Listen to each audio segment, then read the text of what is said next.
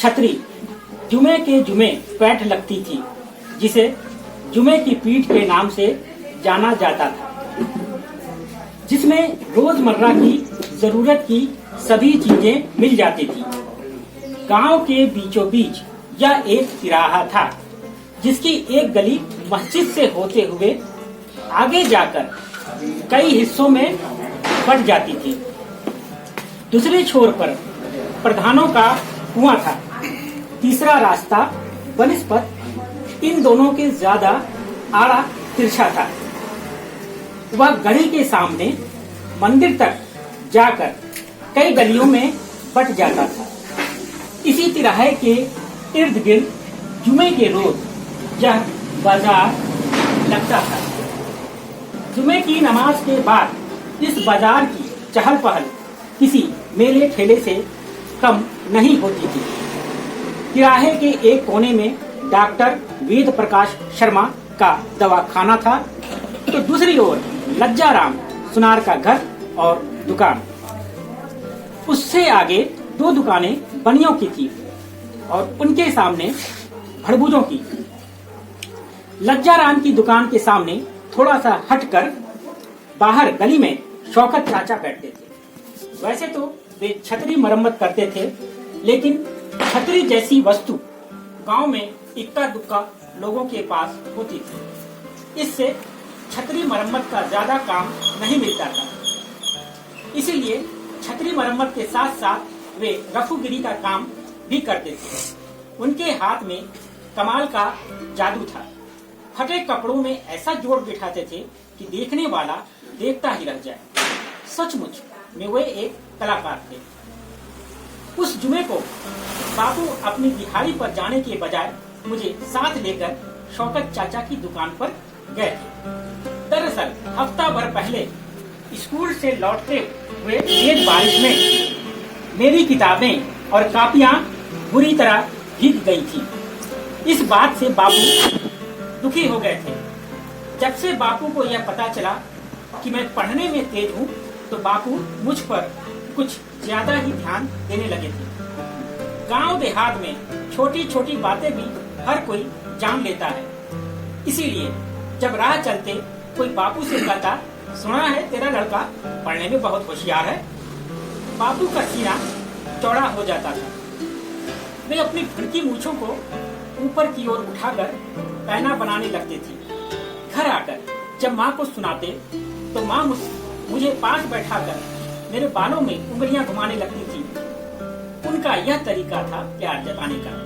उस वक्त मुझे बहुत सुकून मिलता था। शौकत चाचा से बापू की पुरानी दोस्ती थी। दुआ सलाम के बाद बापू ने कहा, मियाँ तुम्हारे रहते ही तुम्हारा भतीजा बारिश में भीगते हुए स्कूल जाता है। पिछले हफ्ते की बारिश में तो भीगे ही, इसकी किताबें भी बुरी तरह हालत हो गई थी, जिन्हें सुखाने में 2 दिन लग गए।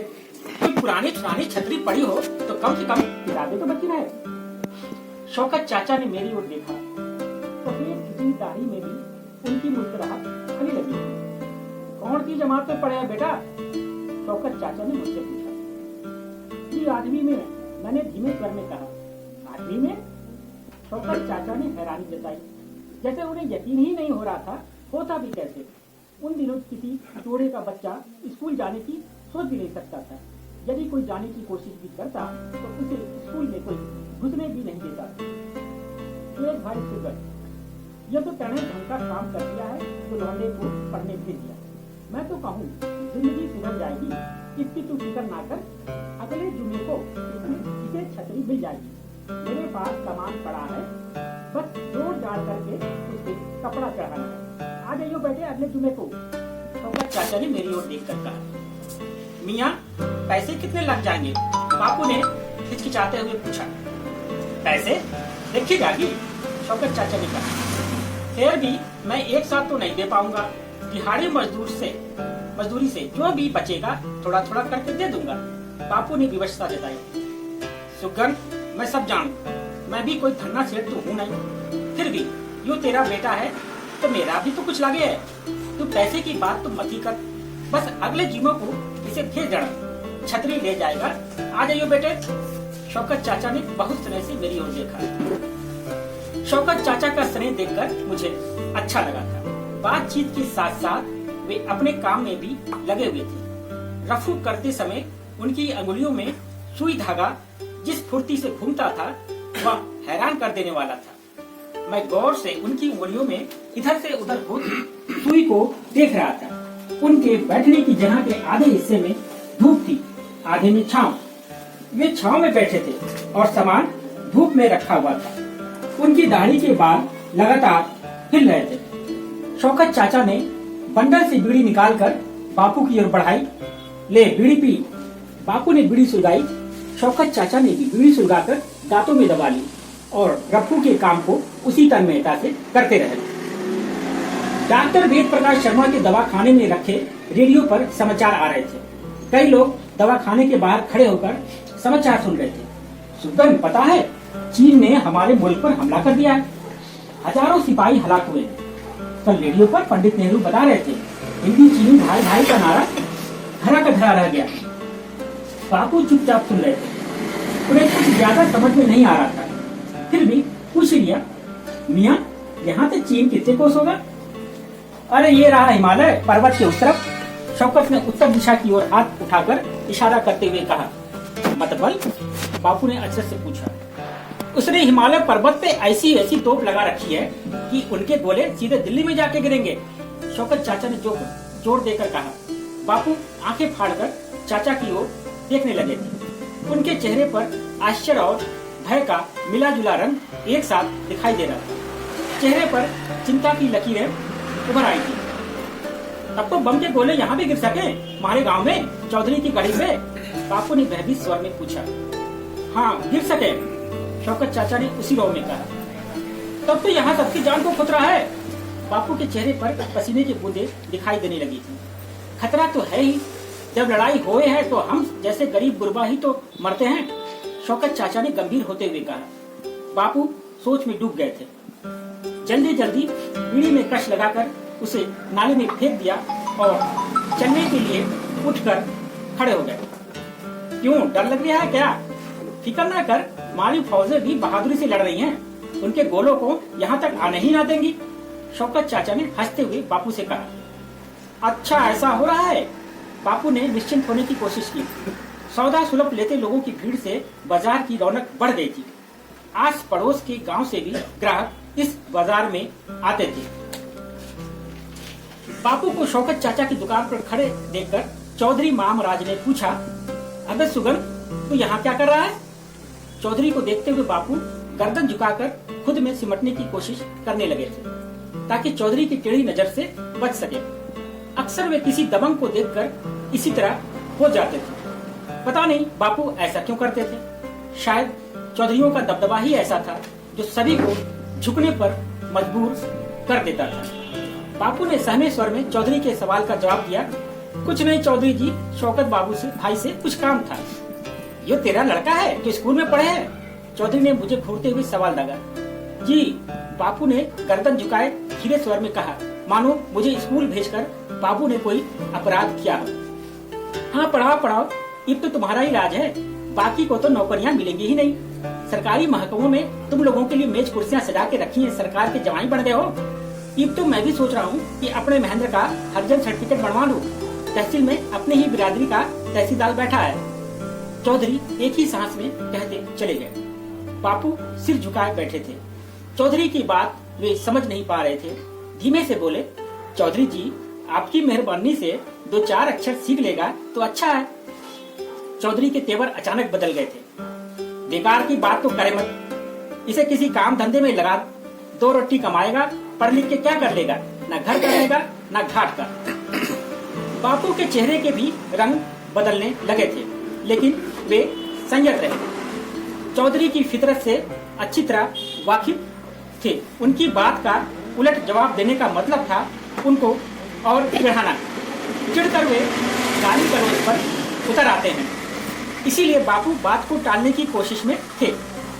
शौकत चाचा ने बात का रुख बदलने की कोशिश की। चौधरी जी, कभी हमें भी खिदमत का मौका दें, हम भी आपको अपना हुनर दिखाने की गुस्ताखी करना चाहते हैं। हवेली में आ जाना, पंडी में रफू करना है, चौधरी ने कहा। जी जरूर आऊंगा। शौकत ने विनम्रता से कहा। शौकत चाचा के पास से लौटते ही मैंने अगले जुमे का इंतजार करना शुरू कर दिया था। स्कूल जाने के लिए छतरी मिलेगी, यह मेरे लिए बहुत बड़ी खुशी थी। हर पल छतरी ही दिमाग में घूम रही थी। मेरी छतरी कैसी होगी, यह ख्याल बार बार आ रहा था। अभी तक जितने भी लोगों के हाथ में छतरियां देखी थी, वे सब एक एक करके मेरे ज़हन में आने लगी थी। ये 7 दिन बहुत लंबे थे, जो बहुत उद्विग्नता से कटे थे। कई बार बापू से पूछ चुका था, कैसी छतरी लाएंगे चाचा? बापू मेरी मना स्थिति को समझ रहे थे, इसीलिए एक ही सवाल बार बार पूछने के बाद भी उन्होंने मुझे डांटा नहीं था। सिर्फ हंसकर वे भी एक ही उत्तर दे रहे थे, जब आएगी तब देख लेना। उस रोज मेरी नींद जल्दी खुल गई थी। बापू भी उठे हुए थे।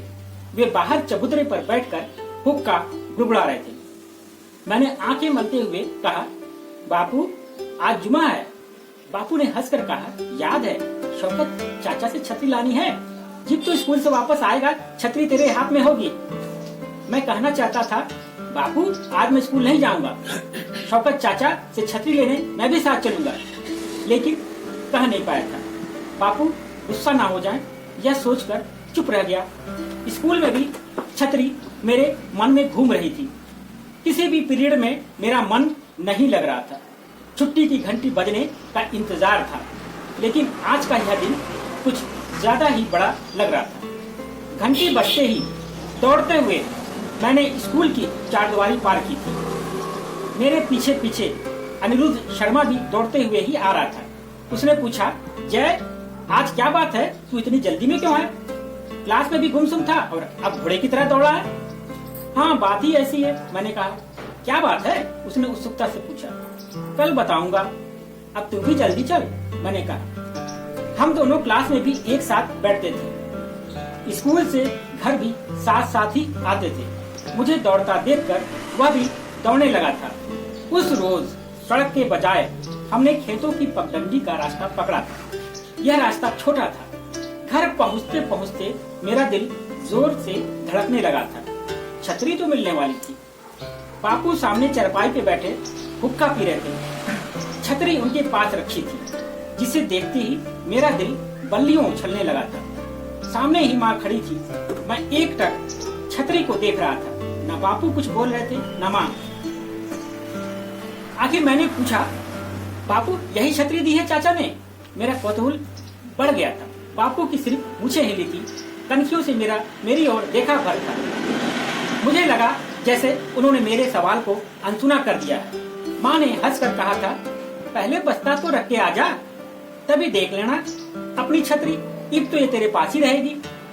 सचमुच वह दिन मेरे लिए एक ऐसी खुशी लेकर आया था, जिसके लिए मैंने हफ्ता भर इंतजार किया था, जो हर पल मेरे ख्यालों में छाई हुई थी, हर वक्त मेरी आंखों में बसी हुई थी। अब वही छतरी मेरे हाथ में थी। छतरी काफी बड़ी थी, जिसमें लकड़ी की छड़ी और मूठ लगी थी।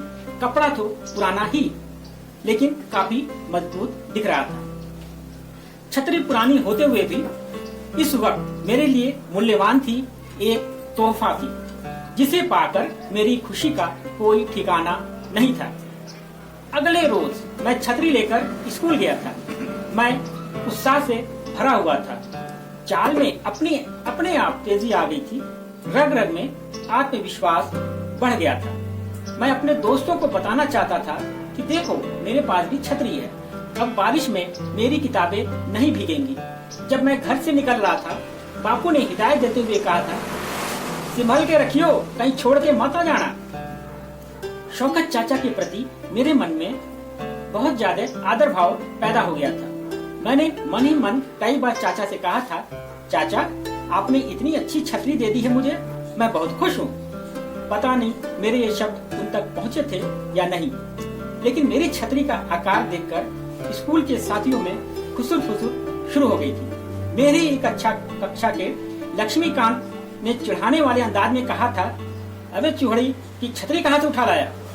उसके शब्दों ने मुझे भीतर तक बींध दिया था। मेरी आंखों में आंसू छलछला उठे थे। एक गहरी टीस मन में उठी थी, लेकिन उसे व्यक्त करने का साहस उस समय मुझ में नहीं था।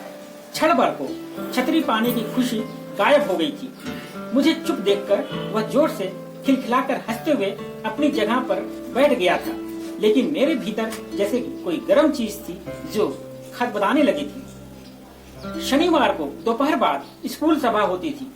यह सभा प्रिंसिपल के ऑफिस के सामने बरामदे में होती थी। एक तरफ कुर्सियों पर मास्टर और प्रिंसिपल बैठते थे, दूसरी ओर छात्र फर्श पर बैठते थे। इसी सभा में भाषण, गीत, कविता आदि प्रस्तुत किए जाते थे। चीन भारत का युद्ध चल रहा था, इसीलिए इस शनिवार का विषय था देश प्रेम। 12वीं कक्षा का छात्र विकास माखनलाल चतुर्वेदी सिंह देश प्रेम का गीत प्रस्तुत करेंगे। उसके बाद मास्टर और प्रिंसिपल भाषण देंगे। घंटी बजते ही सभी कक्षाओं के विद्यार्थी बरामदे में आने लगे थे। कुछ लड़के मस्ती के मूड में थे, जो खूब जोर जोर से एक दूसरे से बतिया रहे थे। पीटी मास्टर गुलाब सिंह कई बार उन्हें चुप रहने की चेतावनी दे चुके थे, लेकिन उन पर इस चेतावनी का कोई असर नहीं हुआ था। थोड़ी देर बाद वे फिर उसी तरह ऊंची आवाज में चिल्लाने लगे थे। प्रिंसिपल अभी तक सभा में नहीं आए थे। शोर करने वाले छात्रों की आवाज शोरगुल में बदल गई थी। अब वे एक दूसरे के साथ धक्का मुक्की पर उतर आए थे। मास्टर ईश्वर चंद्र 11वीं और 12वीं कक्षा को पढ़ाते थे। सांवले रंग के मोटे थुल आंखें केकड़े जैसी। जब भी बोलते तो चीख कर ही बोलते, जैसे उनके सामने खड़े सभी लोग गूंगे और बहरे हों। अक्सर उत्तेजित दिखाई पड़ते थे। लोग उन्हें राष्ट्रभक्त कहते थे। जब भी मैंने उन्हें देखा, जोर जोर से बोलते, देश प्रेम की नुकसान होती भावना पर कुर्ते ही देखा था। जब कभी अकेले होते, एक बेचैनी उनके इर्द गिर्द दिखाई देती। लड़कों के हो हल्ले को चुप कराने के लिए वे ऊंची आवाज में चीखे, अबे माधव चुप हो जाओ, वरना वहीं आकर। मास्टर ईश्वर चंद की इस बंदर भुड़की का कोई असर उन लड़कों पर नहीं हुआ था। वे अपनी मस्ती में वैसे ही डूबे रहे थे। मास्टर ईश्वर चंद का गुस्सा 7वें आसमान पर पहुंच गया था। कनपटियों का रंग बदलने लगा था। नथुने फूल गए थे। वे उठकर खड़े हो गए थे। मैं और अनिरुद्ध शर्मा दीवार से सटकर बैठे थे। मास्टर ईश्वर चंद हमारे पास से होकर उन लड़कों की ओर बढ़े। अचानक जाते जाते पलटे। मेरे कंधे से टिकी मेरी छतरी पर उनकी नजर पड़ी। उन्होंने फुर्ती से मेरी छतरी झपट ली और उन लड़कों पर पिल पड़े, जैसे कोई सेना नायक दुश्मन पर टूट पड़ता है। मास्टर ईश्वर चंद ने छतरी से उन लड़कों को पीटना शुरू कर दिया। 2-3 बार में ही छतरी बीच से टूट गई, जिसे देखकर मेरा दिल दहल गया था। मैं अवाक रह गया था। छतरी की जो दुर्गति मास्टर ने की थी, उसे देखने की हिम्मत मुझ में नहीं थी। लगा जैसे मेरे जिस्म का समूचा रक्त जम गया हो। मास्टर ईश्वर चंद ने टूटी छतरी बरामदे से बाहर फेंक दी थी और हाँफते हुए अपनी कुर्सी पर बैठ गए थे। मार खाने वाले लड़के भी खामोश हो गए थे। मैं जोर जोर से रोने लगा था। अनिरुद्ध शर्मा मुझे चुप कराने की कोशिश कर रहा था। प्रिंसिपल के सभा में आते ही कार्यक्रम शुरू हो गया था। 12वीं के छात्र विकास ने माखनलाल चतुर्वेदी की कविता शुरू कर दी थी, लेकिन मुझे उसका कोई भी शब्द सुनाई नहीं पड़ रहा था। मैं सिर्फ अपनी टूटी पड़ी छतरी की ओर देख रहा था। पूरी सभा देश प्रेम में डूब चुकी थी और मैं अपनी छतरी के तोड़ दिए जाने का मातम मना रहा था। सभा के लिए मेरी छतरी का टूटना अर्थहीन था। देश प्रेम के सामने छतरी एक नगण्य वस्तु थी, लेकिन मेरे लिए छतरी का टूटना सपनों के टूट जाने जैसा था। मैंने मास्टर ईश्वर चंद्र की ओर देखा। वह शांत मुद्रा में कविता पर झूम रहा था। मेरे सीने में एक फूंक सी उठी और मैं सभा से निकलकर बाहर आ गया। अपनी टूटी छतरी को उठाकर तेजी से मास्टर ईश्वर चंद के सामने ला पटका। निस्तब्ध और गहरी उदासी से मेरा पोर जकड़ा हुआ था। मुझे सामने खड़ा देखकर मास्टर ईश्वर चंद चौंका। गुस्से में उसके नथुने फड़फड़ाने लगे थे, लेकिन उनके इस तरह क्रोधित मुद्रा में देखने का मेरे ऊपर कोई असर नहीं हुआ था। मैं उसी तरह खड़ा रहा। मास्टर योगेंद्र सिंह मिश्र भारत चीन संबंधों पर बोल रहे थे, लेकिन मुझे उनके भाषण का कोई भी शब्द जैसे सुनाई ही नहीं पड़ रहा था। मेरे कान बंद हो गए थे, जैसे किसी ने मेरे कानों में पिघला हुआ शीशा डाल दिया हो। ईश्वरचंद मास्टर की खूंखार आंखें मेरे बचे खुचे वजूद को छिन्न भिन्न करके बरामदे से बाहर फेंक देने को आतुर थी। मेरी आंखों के सामने अंधेरा छाने लगा था। ईश्वरचंद की आंखें झाड़ियों में छिपे जंगली जानवर से मुझे लगातार घूर रही थी, जो किसी भी क्षण मुझ पर झपट्टा मार सकती थी। मैं अपनी चेतना के विलुप्त होने का इंतजार कर रहा था।